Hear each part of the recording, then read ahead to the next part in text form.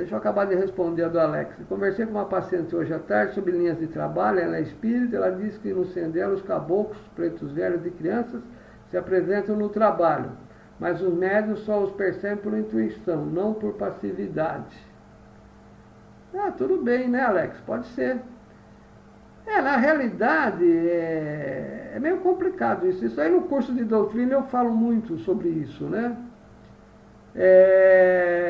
Aí ela não. É meio estranho ela falar isso para você como espírita, né? Mas eu não sou radical nisso daí não. Porque o espírita, na realidade, ele tem uma visão diferente, né? Tá? Ele tem uma visão diferente. Ele não aceita linhas, orixás, essas vibrações primordiais, oferenda, nada disso. O espírita não aceita nada disso. Isso não tem nada a ver com o espiritismo. Né? Se a gente for pegar a doutrina kardecista, quem tiver interesse ou quem não estudou, vai estudar, vai ler, vai ver que Kardec não falou nada disso, né? Pelo contrário, ele acha que você tem que conviver com o mundo espiritual de forma racional, consciente, sem uso de nenhum misticismo, nenhum ritual, né? Nada. Somente, né? Sendo bem assim, de forma racional, né? Tá? A visão de Kardec é essa. Ele falava até que era filosofia e ciência, né? Que não era nem religião o espiritismo. Então é filosofia, né? Tá? É ciência, é estudar aquilo de forma que você consiga racionalmente explicar os fenômenos, né? Sem entrar no campo da religiosidade, nessa questão mística, dessas coisas que nós trabalhamos, né? Kardec estava fora disso, na visão dele, tá? No Brasil que houve um crescimento muito grande do espiritismo como religião, né? Mas a ideia principal era que fosse ciência e filosofia. Inclusive eu sei que existem grupos dentro do espiritismo, hoje em dia, que trabalham de uma forma meio assim, crítica, né? Em relação a essa visão religiosa do espiritismo, né?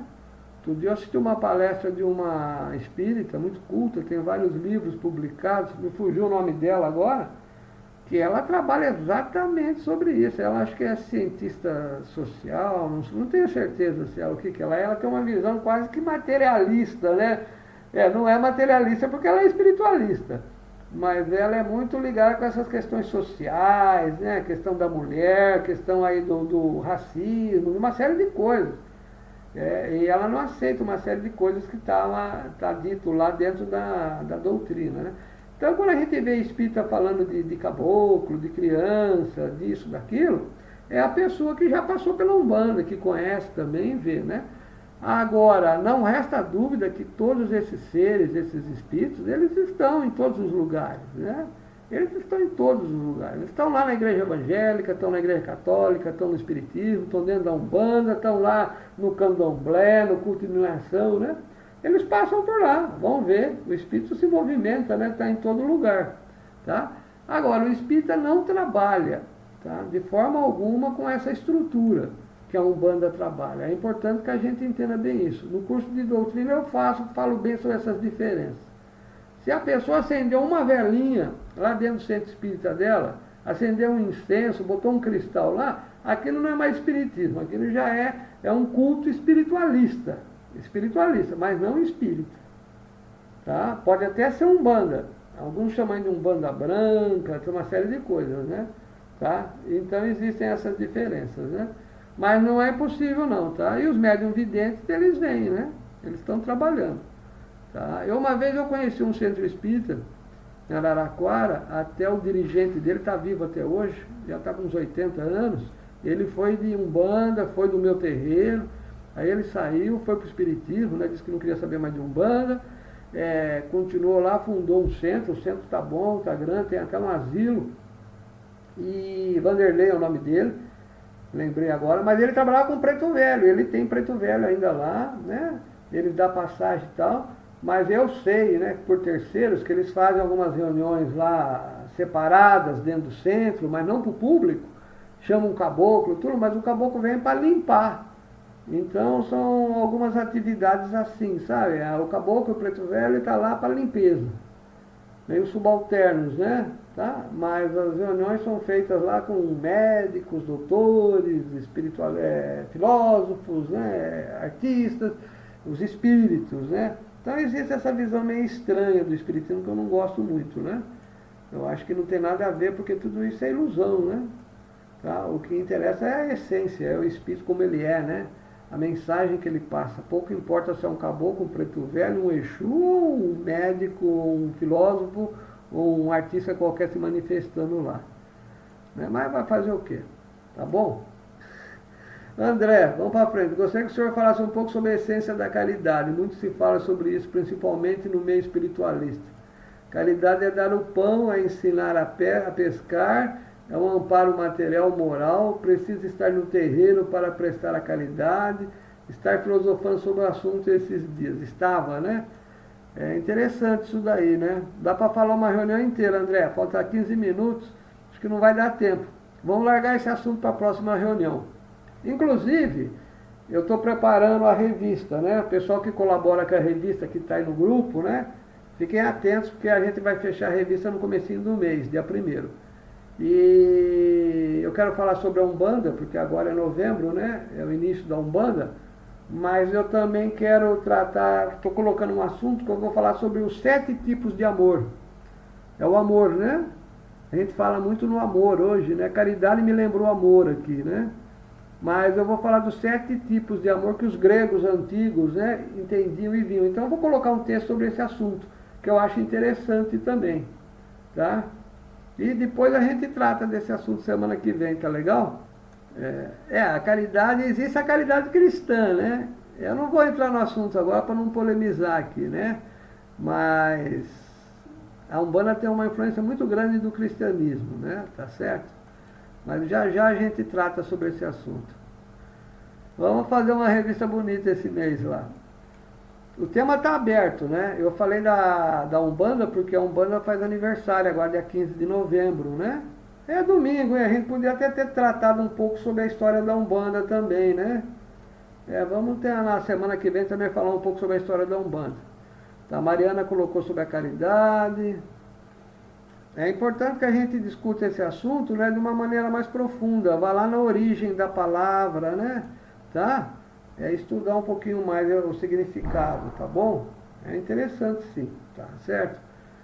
André, no Evangelho está que fala da caridade não a salvação. Leio isso como não olhar apenas para o próximo umbigo. Ser útil a cada reencarnação evoluir. A caridade material é a mais óbvia. Mas como disse Mariana, exercer a escuta, se importar com a dor do outro é caridade, é dar de si, né? Com certeza, né? Não resta dúvida. E também não podemos esquecer da caridade que fazemos com os espíritos encarnados, né? Aí não é nem material. O espírito que está sofrendo, que está na erraticidade, que está nas trevas, né? Que tem que ser resgatado, né? É um trabalho que é feito pela espiritualidade de um terreiro também, né? Seu Sete faz isso, todo mundo sabe dessa história do Seu Sete, a última gira do ano ele faz exatamente que é para libertar os Exus que estavam presos nas trevas, os pagãos, né, aqueles que foram no terreiro. Então existe um trabalho que pode ser também classificado como caridade, que é feito de espírito para espírito, né? Não só aqui no mundo material, né? Tá? O André, tenho amigos espiritualistas que ficam ansiosos de voltar trabalhos em terreiro, do centro espírita, dizendo que precisa prestar a caridade, como se apenas lá conseguisse prestar. Por isso puxei. Essa aqui é André, essa pergunta do André aqui é interessante, né? Isso aqui a gente pode conversar bastante numa outra reunião também. Me lembra aí, André? Na verdade não é caridade, viu? Já é vaidade. Aqui é cuidado com esse assunto, tá? Isso aqui é meio complicado, tá? Na realidade, isso aqui já é um pouquinho de vaidade, a gente tem que trabalhar esse assunto, conversar com mais cuidado. Outro dia eu assisti um vídeo é meu amigo já há muitos anos, Norberto Peixoto, que ele fala exatamente dessa questão aqui, né? Tá? Eu tenho que voltar para o terreiro que eu quero fazer caridade. Não é bem por aí, não. Tá? A caridade você faz na porta da tua casa, com o teu vizinho, com o teu parente, com todo mundo. Não precisa estar dentro do terreiro para fazer caridade. Né? Existem outros motivos para isso também, que a gente precisa saber, né? Trabalhar, entender o que está acontecendo com aquela pessoa, porque o desespero, porque a ânsia, né? Porque aquela necessidade de querer ir para o terreiro, né? Então existem vários fatores além da caridade. Caridade às vezes é só uma desculpa. Bom, vamos em frente. Envolve tudo isso também. Você vê que caridade é uma coisa que dá para conversar bastante, discutir bastante, olhar todos os lados, né? Desde a origem da palavra, dentro da visão cristã, né? E também como ela se manifesta no dia a dia, questão material, espiritual e outras coisas mais, caridade direta com os espíritos, né? Entre eles, tá? Existe muita coisa. E tem essa questão que o André colocou de médiuns querendo voltar para terreiro, para fazer caridade. Isso também é outra coisa que é importante a gente fazer alguns comentários, né? Para alertar a pessoa sobre isso. Então, esse assunto é muito complicado, sabe? Muito complicado. Seria bacana a gente ficar falando bastante dele aqui. Eu conheço pessoas, não vou dar o nome, que frequentam terreiro de Umbanda, frequentam, não quer dizer que é o nosso, tá? Frequentam terreiro, que vão lá, bate o ponto toda semana, né? Se realizam. Mas a pessoa não consegue falar com a mãe. Vive brigando com a mãe, ofendendo a mãe, e dentro do terreiro só se queixa da mãe. Que caridade é essa que ela vai fazer dentro do terreiro? Né? Tá com aquela beiço mole, né? Tem um autor espírita que fala sobre essa questão do beiço mole, né? A fala manso, beiço mole, falando de caridade disso, mas em casa não consegue conviver com a mãe. Briga o dia inteiro com a mãe. Quer dizer, a primeira caridade está ali dentro de casa, né? Tá? Então a gente precisa refletir sobre isso, sabe? Eu sou muito crítico em algumas coisas, né? Tá?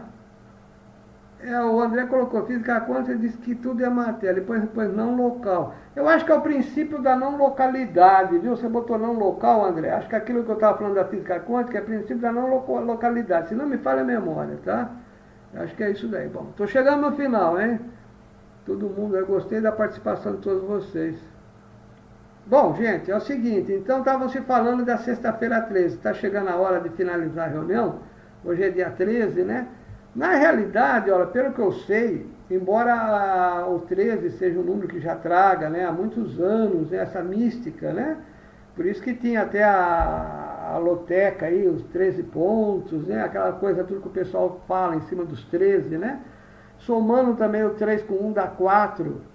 E no Japão o 4, na numerologia, né, não é um número legal também. Vocês sabiam que lá no Japão o 4, eles nem constroem casa com o número 4, sabia disso? Eu não lembro agora o significado, o termo que eles dão para isso, mas eles pulam o número 4, tá? E o 13, reduzindo ele, dá 4, que é um lugar de doença, de morte, alguma coisa assim, né? E 2020 foi o número 4, a gente não pode esquecer disso também, né? Somando tudo aí dá 4. É a numerologia tradicional, eu estou falando não da centenária, estou falando da tradicional, tá? Então, tem essa coisa que já vem antigamente, muito, muito antigamente, né? Mas existe alguma coisa que eu já li sobre o dia 13, tá? Que na época dos maçons não, desculpem, dos templários, né? Houve um levante, houve ordem de um papa que era para se exterminar, matar, tá? Acabar com toda a cúpula deles lá, tá? Então, eu não tenho certeza se é isso, vocês podem procurar, se eu não me engano é o massacre, não sei se é de São Bartolomeu, do que é, alguma coisa assim que está na minha cabeça batendo agora, mas eu não consigo entrar aqui no computador por causa do pau toque, que o meu está ligado aqui, eu não consigo virar as telas. Pesquisem. Então foi uma noite onde muita gente morreu, né? Tá?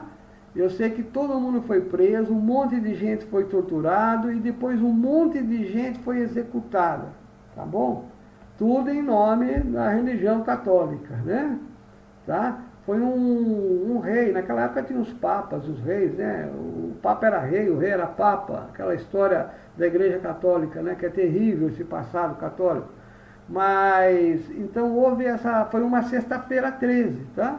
Foi numa sexta-feira 13, então diz que foi muito sangue que correu, foi muito sofrimento, né? Foi uma coisa que marcou muito. E pelo que eu sei, é a partir daí que a coisa da sexta-feira 13 foi se propagando, tá? Cada vez mais, né? Cada vez mais foi se propagando. Então, no meu ponto de vista, essa história da Sexta-feira 13 vem desse massacre aí, tá? Seria interessante que a gente pesquisasse mais sobre isso daí, tá? Agora, fora isso, dentro da Umbanda não tem nada a ver, tá? Eu desconheço alguma coisa ligada ao 13. A gente nem fala no número 13, né? Se vocês repararem, dentro da Umbanda a gente vai até o 7. O nome das entidades, né? Tudo que a gente faz lá, eu comento isso no curso também, você tem 7 encruzilhadas, 7 porteiras, 7 montanhas, 7 pedreiras, ou 3 estrelas, né? Mas você não ouve falar em 11 porteiras, 13 porteiras, não tem isso daí. Tá dentro da Umbanda. Pode ser que outros cultos aí, de magia negra, dessas coisas aí, eles usem o 13, tá? Mas a gente não trabalha com isso, tá certo? Então não é um número ligado, para mim não significa nada, tá? O 13 é mais folclore, que nem o pai Rui comentou, né? E a origem disso para mim é esse massacre que teve dos Templários. Eu li um livro uma vez que ele falava sobre isso. Gente, já está na hora, né? O tempo foi passando, nós estamos conversando aqui bastante. Alguns assuntos ficaram pendentes, né? Esse assunto da caridade aí, a questão também do médium retornar, né? Para fazer a caridade dentro do terreiro, a gente pode conversar bastante sobre isso também. Semana que vem a gente pode trocar uma ideia sobre isso, tá? Tá bom? Deem uma pesquisada sobre o assunto, tragam aqui, né, gente, para a gente poder conversar, tá certo? Bom, vamos ouvir mais uns pontos. Se alguém quiser falar alguma coisa, comentar alguma coisa, quiser fazer uso aí do microfone, fica à vontade, né? Bom, vamos ouvir então os pontos finais, né? Vamos ouvir mais um ponto de Xangô, para encerrar a nossa reunião. Ouvir lá do Anjo da Guarda, o ponto, né, de Pai Oxalá. Lembrando sempre, né, que nós estamos também fazendo oração por todas as pessoas necessitadas, todos os irmãos, né? Todos que estão presentes aqui, todos também que não estão presentes, né? Que a corrente espiritual possa amparar, dar força, proteção, né? Saúde a todos. Nesse momento tem algumas pessoas que não estão aqui, mas estão firmando, né? Pessoas que me ligam no Arapé, me ligam no WhatsApp e eu comento, olha, a gente faz a reunião, tal, se quiser acende uma velinha, põe um copo d'água, né? O pessoal faz isso, tem muita gente nesse momento ligado aqui com a gente, tá bom? E com certeza a espiritualidade está cuidando da gente. Isso eu tenho certeza absoluta, certeza absoluta, certeza absoluta.